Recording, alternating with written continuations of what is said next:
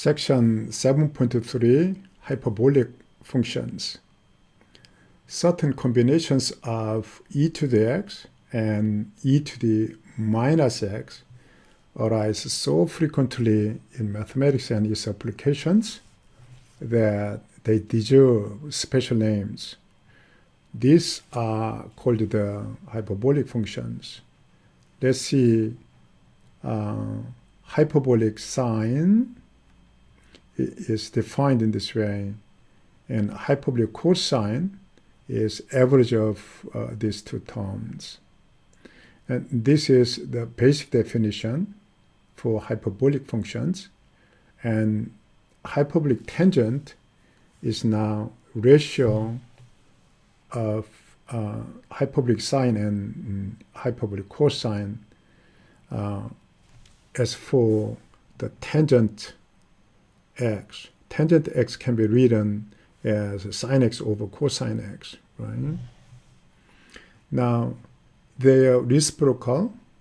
Reciprocal of hyperbolic sine is hyperbolic cosec, and here reciprocal of hyperbolic cosine is hyperbolic sec function, and reciprocal of hyperbolic tangent is hyperbolic cotangent. Similarly, for the standard trigonometric functions, these four are defined. Let's see their graphs. Here, sine hyperbolic, that is now when x equals 0, then 1 minus 1 over 2, so it'll be 0. Okay, so this is the graph of hyperbolic sine. Now, for these two, the averaging of two components makes this hyperbolic cosine, and this one is hyperbolic tangent, and its reciprocal will be here hyperbolic cotangent, and here over there, right?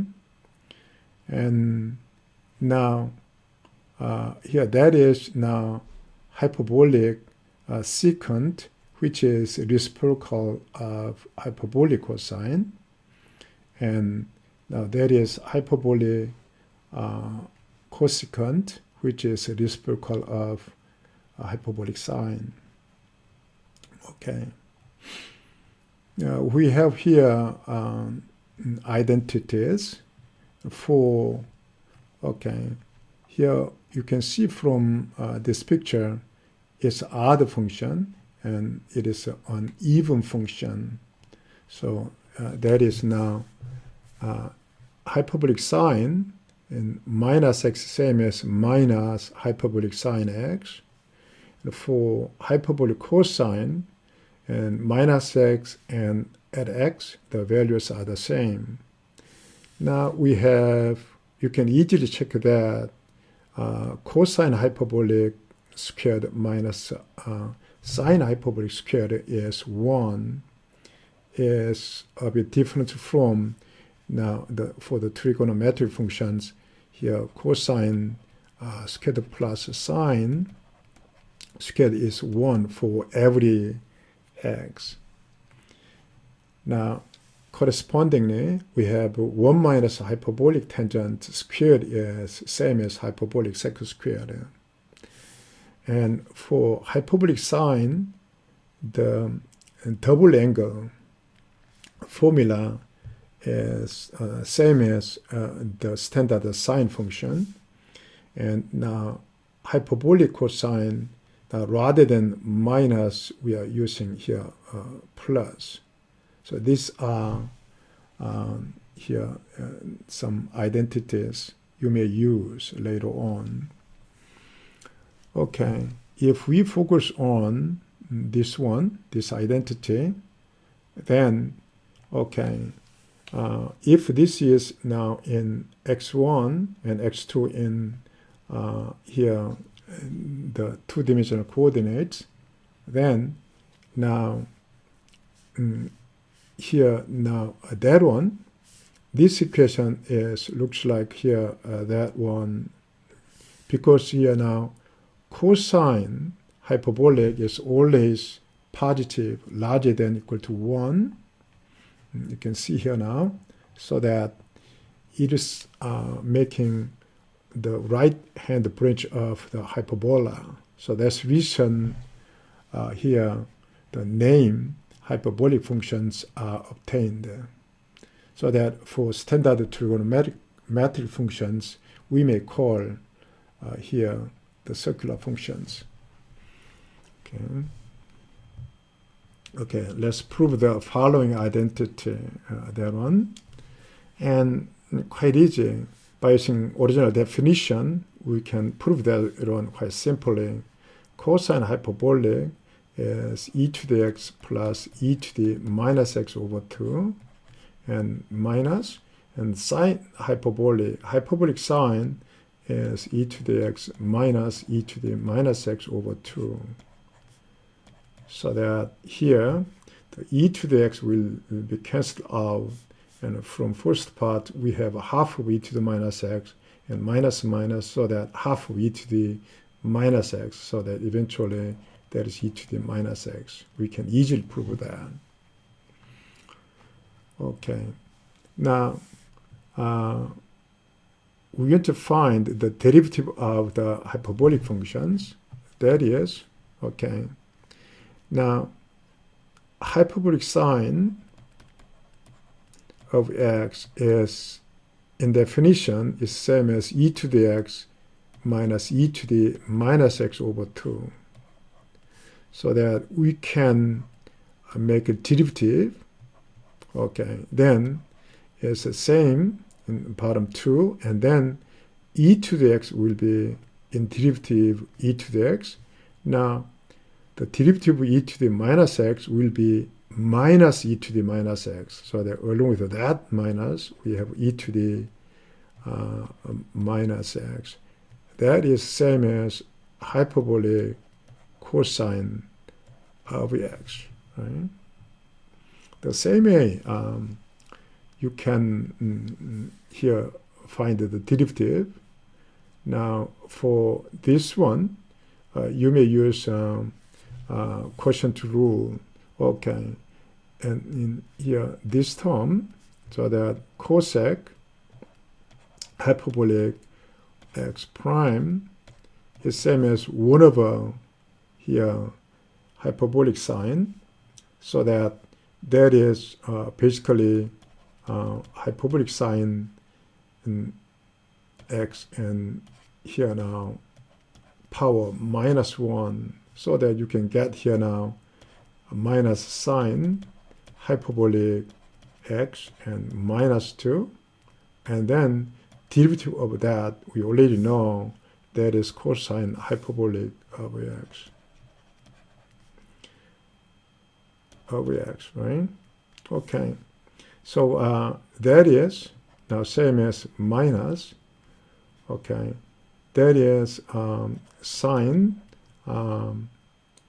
hyperbolic x squared, but we put 1, and then now we try to put 1 more here, cosine hyperbolic x divided by sine hyperbolic x. What is this one? This one is same as cosec hyperbolic, so that hyperbolic x, and that one is now here reciprocal of tangent hyperbolic, so it is a hyperbolic cotangent of x, so we can get such a derivative, okay, quite easily. So you may start with a definition of sine hyperbolic and cosine hyperbolic, and you can get it. Okay, here, so we collect the formula for derivatives of hyperbolic functions. For sine hyperbolic, in derivative, it can be here cosine hyperbolic. The derivative of cosine hyperbolic is sine hyperbolic. So its difference is from the standard trigonometric functions, there is no minus sign here. And tangent hyperbolic derivative is sec hyperbolic squared, the same format.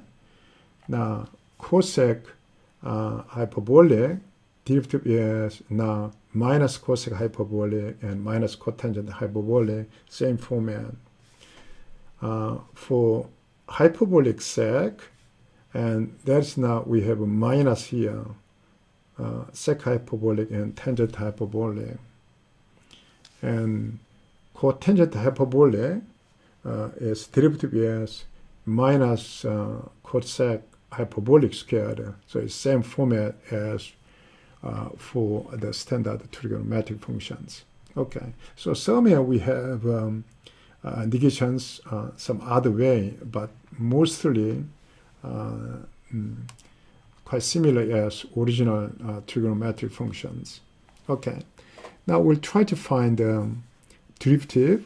Okay, for f is given in this way, so that f prime by using chain rule. Okay, half is there. Now we consider 2x plus 1 as block. Then, now along with the block, we try to make a derivative for sine hyperbolic. Then it will become cosine hyperbolic. So the cosine and hyperbolic for the block, and then derivative of the block is 2. So you can simplify. Now for that one, here by using product rule and chain rule, we can finish it. G prime is now 2x. First we make a derivative for this portion, and tangent hyperbolic 1 over x, and plus now x squared. For tangent hyperbolic, if we consider this as a block, then now it is a sec hyperbolic squared, so that they're the same as sec hyperbolic sec. Now here squared and 1 over x, and derivative of 1 over x must be multiplied, which is minus 1 over x squared. So if you want to, then you can simplify. Okay. Now for this one here, and we already know that logarithm of fx. Now if you are making derivative with respect to x, then that will be on the top, that is f prime x, and on the bottom, that is f of x. We know that. So we'll use the knowledge to get derivative for that one. So y prime equals same as the cosine hyperbolic derivative is now sine hyperbolic of x divided by now the original one, f of x, cosine hyperbolic of x. So that it becomes a tangent hyperbolic of x. Okay, minus and half. Now here, that is tangent hyperbolic squared. So that, and if we consider hyperbolic tangent as a block, then that's 2 of the block. So the tangent hyperbolic of x. Now, derivative of tangent hyperbolic is the same as sec squared, sec hyperbolic squared. So that we have to multiply here now sec hyperbolic squared of x. You can simplify, okay? Okay, now inverse of hyperbolic functions can be defined. For sine hyperbolic, it's all the way 1 to 1, so that we can define the inverse of hyperbolic sine, and its graph is now the reflection of the original one with respect to y equal x. Here now, the yellow curve is for y equal sine hyperbolic inverse of x. But that is the same as the like over there. Here, x equal sine hyperbolic y. As usual, we defined it that way. Now for cosine hyperbolic, the for cosine hyperbolic here, okay, in fact over there, that is sine hyperbolic, and this is inverse of sine hyperbolic. Okay. Now, for cosine hyperbolic is go down and up, so that we choose the portion where the cosine hyperbolic is 1-to-1. That is now right hand side, and its inverse can be defined so that its graph is given in this way. Now, for second hyperbolic, that is one of a cosine hyperbolic, that is yellow curve, and then its inverse can be given in this way. Of course, over there, second hyperbolic is now symmetric, the other side. So we chose only that right side to make it 1-to-1, and then its inverse is defined. Now, that is now here tangent hyperbolic, and earlier we saw the graph of a tangent hyperbolic. It is increasing that way, and now we have asymptote -1 and 1. For this one, now always 1-to-1, so that its inverse can be defined. Of course, domain of inverse must be between -1 and 1. So that is exactly here this graph. Okay. Now that is here now the inverse of cotangent hyperbolic, and now this one is inverse of cosec hyperbolic. Okay. Now this one, if we compare with now original cosec hyperbolic, then let's go back over there. Okay, this is now cosec hyperbolic. So this is graph. Its inverse is also now looks like the same here. You can see that like that. Okay, so it's really looks the same. Okay. Now we have here identities for inverse hyperbolic functions. Now cosine hyperbolic inverse is now, okay, in fact that is cosec, the reciprocal of here sine hyperbolic is the cosec hyperbolic. In its inverse now is here rather than x, its reciprocal is used. So that is now function reciprocal for the function. Now that is for the point, the input is reciprocal. The same way over there. And now sec is reciprocal of cosine. Now in inverse function here, now we are taking reciprocal of a point, and for here is reciprocal of the function. The same way for here cotangent and tangent hyperbolic functions. So this is known identities.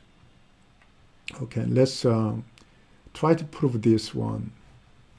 It's quite easy. Here, now, it's the same as that. Here, so to prove that, anyway, we apply second hyperbolic for that side. So for the right side, we multiply the hyperbolic second function. Then, now, here, the second hyperbolic is the same as 1 over cosine hyperbolic, so we can write in this way. Now that one is here cosine hyperbolic inverse, so that here they can be cancelled out. remaining part is 1 over x, which becomes x in this final term. So that we proved this one here. Similarly, for these 3 identities, you can prove that. Now, for inverse hyperbolic functions, you can find the derivatives. Here we have one proof, but here now, for inverse hyperbolic sine, derivative is given in this way: derivative and cosine hyperbolic, sine hyperbolic inverse, and inverse cosec hyperbolic, and inverse sec hyperbolic, inverse cotangent hyperbolic. There, derivatives are given. Don't try to memorize this, and once it is needed, then I'll try to provide a table, and later on, if you need this quantity, then you can use a table. So don't try to memorize. It's really not worth spending time on that. And also, for these identities, don't try to memorize. And more or less, most likely, you will not use that in your career, in your life. But for the purpose of mathematics, and for the purpose of a completion of the function, this section is treated. And also in real life, okay, here now, we are dealing with, okay, basically, we start with an e to the x plus e to the minus x over 2, or e to the x minus e to the minus over 2. We're dealing with these two combinations, and then they are now combinations. So the tangent will be here, this over, in fact, that over this one. And now for sine hyperbole, cosine hyperbole, tangential hyperbole, now their reciprocals are defined. And then now after finding this, defining 6 hyperbolic functions, and their inverses are also defined. So basically, the beginning combination is from these two. But in real life, you will get combination not only this simple way. So you will get more general way. For instance, e to the 8 times e to the bx plus b times e to the, okay, not b, only the b is used there. So that, for example, here, c e to the dx kind of thing. Such a combination can be made in this way. In this case, these formulas are useless. So don't waste your time on these formulas. Okay. Okay. Now here for this second one, we can prove the derivative of inverse cosine hyperbolic is same as 1 over square root of x squared minus 1. Okay. We may start with y equal inverse cosine hyperbolic of x. That is same as cosine hyperbolic y equal x. Now, we make implicit differentiation. Then is sine hyperbolic y times y prime is now 1, right? So that y prime is same as 1 over sine hyperbolic y. And now y is here inverse cosine hyperbolic. So we can write in this way. And to simplify, we are using this formula so that here sine hyperbolic along with that quantity is same as now here cosine hyperbolic square of the quantity minus 1 and half power. But for that one, cosine hyperbolic and cosine hyperbolic inverse will be cancelled, and then here x squared is remained. So that will be x squared minus 1.5 power, and that's the bottom.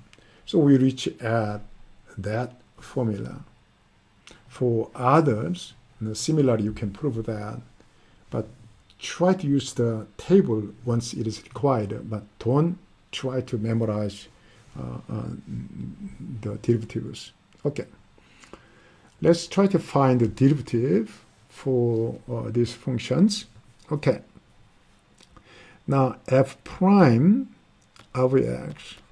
Okay, now we consider that one as a block, and cosine hyperbolic inverse of cosine hyperbolic is derivative is same as 1 over square root of x squared minus 1.